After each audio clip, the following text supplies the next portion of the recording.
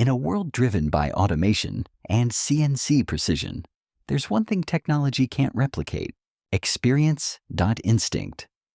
The hands of a true craftsman.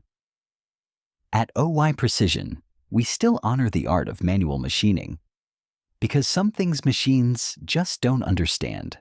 I've been in this trade for over 30 years. Back then, there weren't CNCs in every corner. You had to learn the feel. Manual machining teaches you to feel the metal. You learn to read vibration, sound, temperature. It's not just a skill, it's an art. One you never forget. CNC machines are unbeatable for speed and repeatability, especially for high-volume jobs. But when it comes to prototypes, one-offs, or quick turnarounds, manual machining wins every time. Skills like edge finding, tramming, and chasing a perfect finish by feel.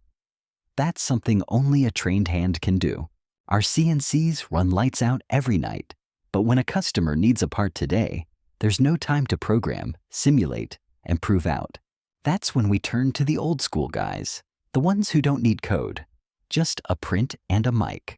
Respect the craft, embrace the future, and never forget the hands that shape it.